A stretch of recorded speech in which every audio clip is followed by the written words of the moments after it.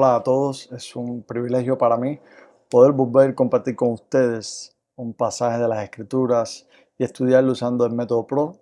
Así que sin más preámbulos, vamos a orar al Señor y vamos a pedirle que nos guíe en este tiempo. Padre, gracias por esta oportunidad que nos da una vez más de estudiar tu palabra. Te rogamos de manera especial que nos guíe, Señor. Tu Espíritu Santo habla a nuestras vidas y nosotros podamos conocerte más a ti a través de tu palabra. Podamos conocer mejor tu voluntad a fin de que podamos vivir para la gloria y la honra de tu nombre. Oramos a ti en el nombre de Jesús. Amén. Así que nos encontramos hoy estudiando un pasaje de la carta a los Gálatas. Seguimos estudiando esta serie de la carta de los Gálatas y hoy nos encontramos en el capítulo 3, versos desde el 15 hasta el 22. Estaremos usando ya el conocido por muchos de nosotros método PRO, el cual ha sido una bendición para la vida de todos aquellos que hemos estado poniéndolo en práctica a la hora de estudiar las escrituras en nuestros devocionales o en nuestros tiempos de estudio con otros hermanos en la fe. Así que en esta sección, como ya saben, como me es de costumbre, he puesto al principio del texto lo que es para mí el tema de este pasaje. ¿Y por qué he puesto la ley y la promesa? Bueno, porque indiscutiblemente Pablo en este pasaje hace un énfasis bien enmarcado en la ley y en la promesa. Y podemos encontrar, por ejemplo, la palabra ley repetida alrededor de unas 6 veces en solamente 7 versículos. Y la palabra promesa la podemos encontrar alrededor de unas 7 veces en esta sección. Y pudiéramos preguntarnos entonces, ¿qué dice este pasaje? Recuerden que respondemos a la pregunta, ¿qué dice este pasaje para encontrar el punto? Y una de las cosas que podemos ver es en el verso 16, cuando Pablo habla acerca de que a Abraham le fueron hechas promesas. Dios en Génesis capítulo 12 llama a Abraham y le hace unas promesas a Abraham. Y estas promesas están en el marco del pacto, algo que estaremos hablando posteriormente. Y Dios le promete a Abraham bendición, tierras y también una descendencia que procedería de él y formaría un gran pueblo. De modo que Dios le hace una promesa a Abraham en 3 áreas: bendiciones, tierra prometida y también una gran nación que saldría de él. Y esto, muchos de los teólogos modernos y antiguos lo ven como que Dios hizo un pacto con su pueblo. Pero cuando nosotros leemos la historia de Génesis, nosotros vemos que al final de Génesis el pueblo de Israel está en Egipto. Posteriormente Israel queda esclavizado en esta nación, en la nación egipcia. Pasan 4 siglos y Dios rescata a su pueblo de Israel y lo lleva a través del desierto. Y en ese momento en que Dios lo está llevando a través del desierto, Dios le da un pacto al pueblo de Israel, otro pacto. Y es el pacto de la ley o el pacto dado a través de Moisés. Y es interesante que en este pasaje Pablo destaque que ese pacto, dice Pablo en el verso 17, ese pacto previamente ratificado por Dios para con Cristo, la ley que vino 400 años después, no tiene el poder de abrogar el pacto ni de invalidar la promesa que Dios había hecho a Abraham para con su pueblo. Así que en el pacto que Dios establece con su pueblo en el monte Sinai, ese pacto, como dice el verso 20, que vino a través de un mediador, que sabemos que ese mediador no es otro que Moisés, no es contrario al pacto que Dios hizo con Abraham. ¿Saben por qué? Porque el pacto que Dios hizo con Abraham no existía la ley en aquellos días. De modo que Pablo en el verso 28 dice que si la herencia es por la ley, dice Pablo, ya no es por las promesas, por la promesa, perdón, pero Dios la concedió a Abraham mediante la promesa. De modo que, aunque el pacto de la ley o el pacto de obras, como le dicen los teólogos, vino posteriormente a los días de Abraham, las promesas que Dios hizo a Abraham no quedan abrogadas o no quedan invalidadas por este pacto. Pero pudiéramos entonces preguntarnos, como Pablo hace en el verso 19, ¿para qué entonces fue necesaria la ley? Si Dios hizo una promesa con Abraham, de la cual disfrutaría posteriormente los descendientes de Abraham o el pueblo de Dios, entonces, ¿para qué fue necesario que Dios trajese la ley. Bueno, Pablo dice que la ley vino a causa de las transgresiones, es decir, a causa de los pecados, hasta que llegase o hasta que viniese la promesa hecha. Y nosotros sabemos que una de las cosas que hace la ley de Dios, los 10 mandamientos del Decálogo, es mostrarnos el pecado que hay en nosotros, sacar a la luz el pecado que hay en nosotros. Entonces, pudiéramos preguntarnos, bueno, si Dios entendió necesario darnos la ley, ¿es entonces esta ley contraria o va de manera, pudiéramos repetir, no, contraria a las promesas de Dios? Bueno, dice Pablo en el verso 21, hace esa misma pregunta. Luego, la ley es contraria a las promesas y Pablo dice de manera enfática, chicos, en ninguna manera. ¿Saben por qué? Porque si la ley pudiera vivificar, dice Pablo, la justicia entonces fuera verdaderamente por la ley. Si la ley pudiera dar vida, si nuestra obediencia o la obediencia del pueblo de Dios pudiera darle la vida o pudiera darle la justicia necesaria para entrar a la presencia de Dios, entonces no hubiera sido falta que Dios hubiera hecho promesas. Pero Dios, las promesas que hizo Abraham, las hizo antes de la ley, porque Dios, que en eso omnisciente, sabe que por medio de nuestra obediencia a su ley nosotros no podemos alcanzar la vida eterna. Por eso es que Pablo dice en el verso 22 final, la promesa que es por la fe en Jesucristo, la promesa que es por la fe en Jesucristo fuese dada a los creyentes. Esa promesa que Dios dio a Abraham y cumplió plenamente en la persona de Cristo, nosotros los creyentes hoy la podemos disfrutar a través de la fe y no a través de la obediencia a la ley, porque por la obediencia a la ley no podemos alcanzar vida, no podemos disfrutar de la promesa de la vida eterna. Entonces, ¿qué pudiéramos contener en el punto? Bueno, pudiéramos decir que la ley de Moisés no es contraria o no invalida la promesa de Dios dada a Abraham.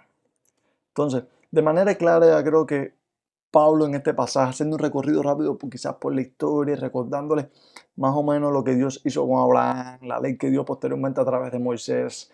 Pablo es claro, creo, chicos, en el verso 21, y Pablo dice que la ley no es contraria a las promesas en ninguna manera.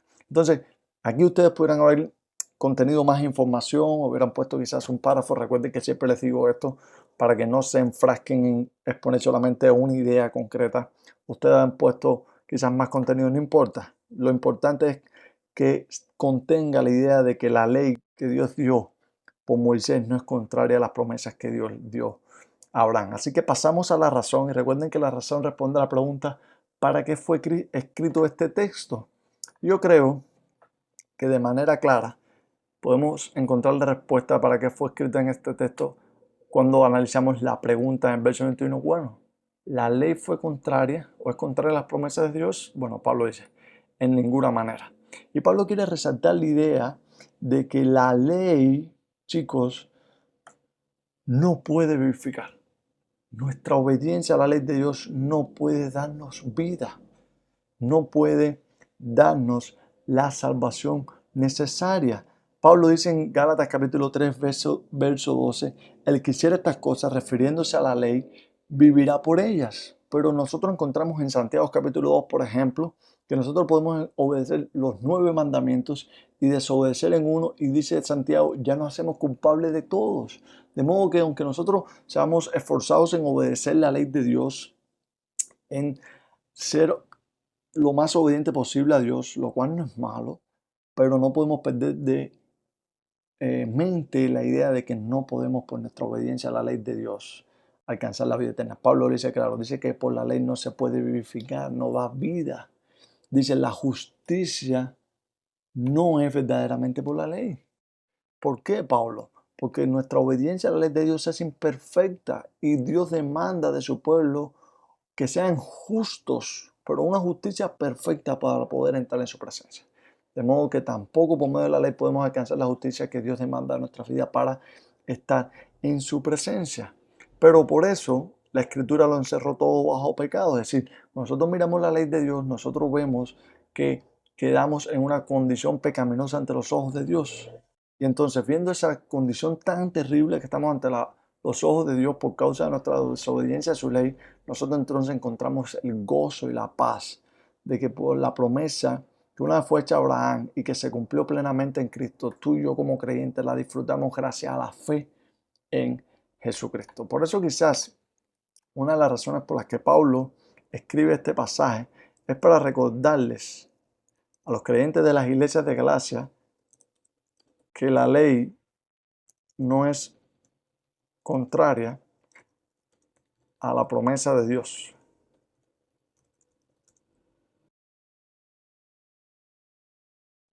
pero que solo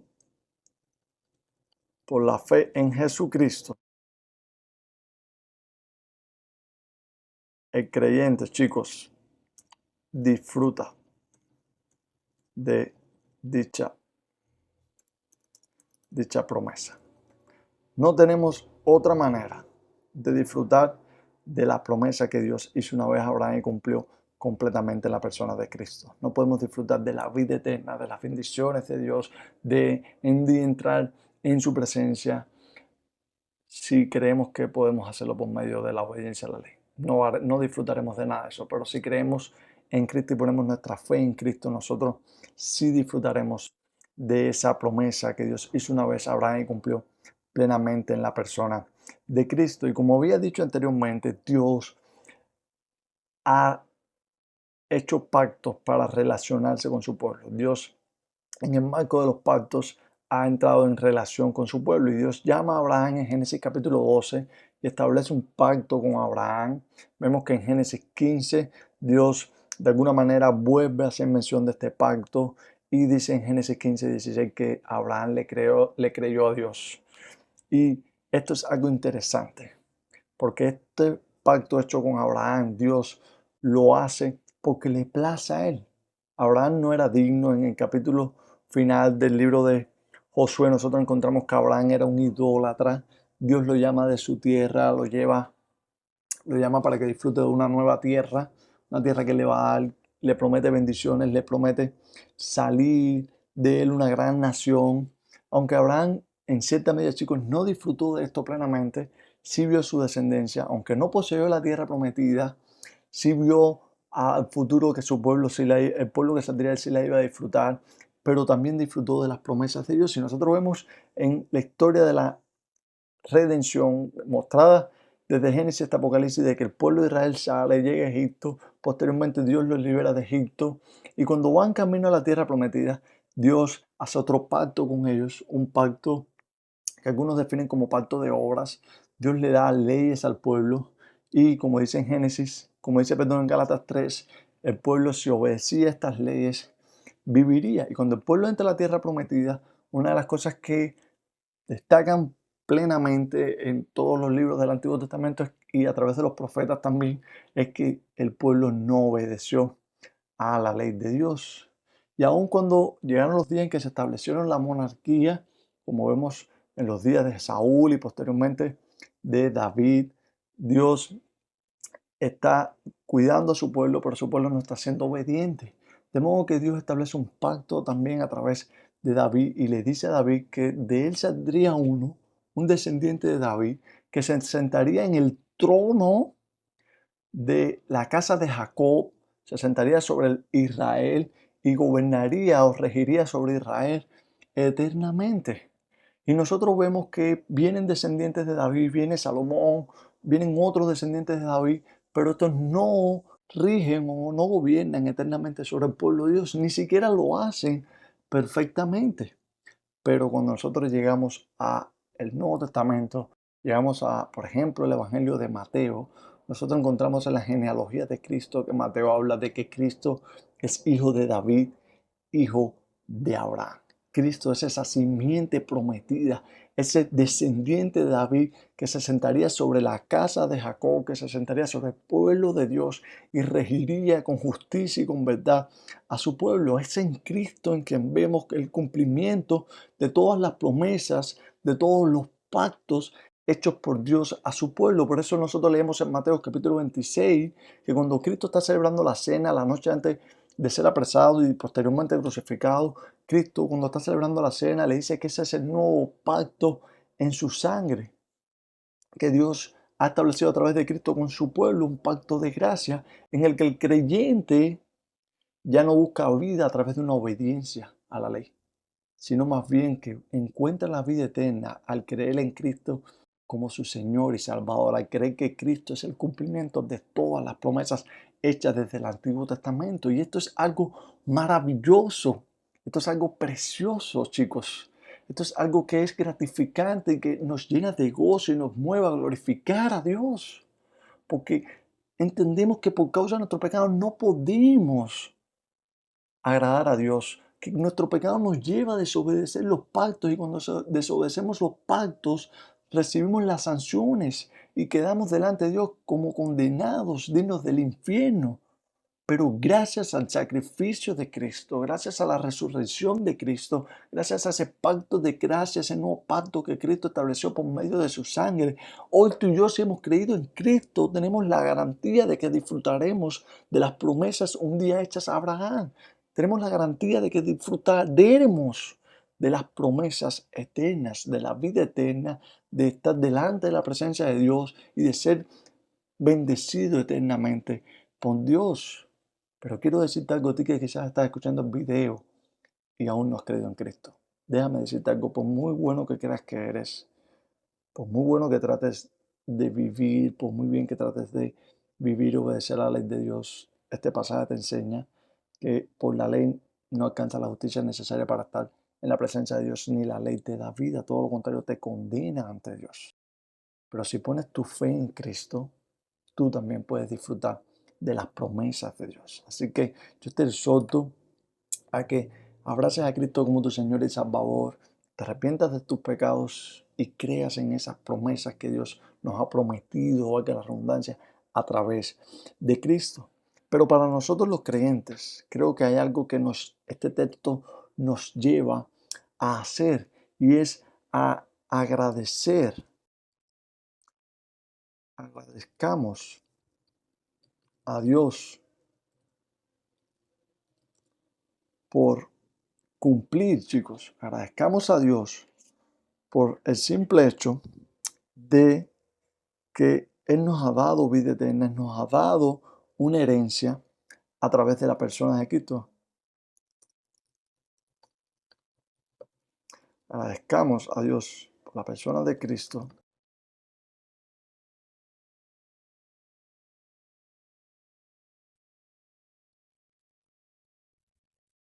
Agradezcamos a Dios por la persona de Cristo y por la herencia que nos ha dado en Él. Disfrutamos de estas promesas, de la herencia que Dios ha dado a su pueblo a través de la persona de Cristo, no a través de nuestra obediencia a la ley de Dios. Pero quiero destacar en este punto que por eso no despreciemos la ley de Dios. ¿Sabes por qué? Porque nuestra obediencia a la ley de Dios es un distintivo, es una evidencia de que ya hemos sido salvos por la fe en Cristo. Así que no despreciemos la ley de Dios. Obedecerla es una evidencia de que hemos puesto nuestra fe en Cristo. Claro eso, aunque Pablo aquí en este pasaje no desprecia la ley de Dios, nosotros tampoco debemos hacerlo. Debemos ser claros que la ley de Dios, cuando la obedecemos, es porque ya hemos entendido de que hemos sido salvos y que obedecer la ley de Dios glorifica a Dios y le agrada a Dios. En tercer lugar, quizás podemos poner esta aplicación, debemos confiar que solo Cristo puede darnos vida. Verso 21, repito, la ley no puede vivificar. La ley no puede justificarnos delante de los ojos de Dios. Solo por la fe en Cristo podemos alcanzar la vida eterna. Y en último lugar, estemos alerta. Estemos alertas, chicos, ante aquellas enseñanzas. Estemos alertas ante aquellas enseñanzas que nos prometen vida eterna, aparte de la fe en Cristo. Estemos alerta ante las promesas de aquellos, para mí pudiéramos decir, falsos maestros que nos prometen vida eterna, aparte de la fe en Cristo. Recuerden que la iglesia, los creyentes de las iglesias de Galacia tuvieron que luchar con esto. Llegaron personas que les enseñaban que no solo era necesario la fe en Cristo, sino también observar ciertos ritos, ciertas leyes ceremoniales para disfrutar de la salvación. Hoy nosotros también podemos encontrarnos a personas que nos enseñen que no solo por la fe en Cristo, sino también por hacer determinadas cosas podemos disfrutar de la vida eterna. Y esto es un peligro porque no es congruente, no está alineado con el Evangelio.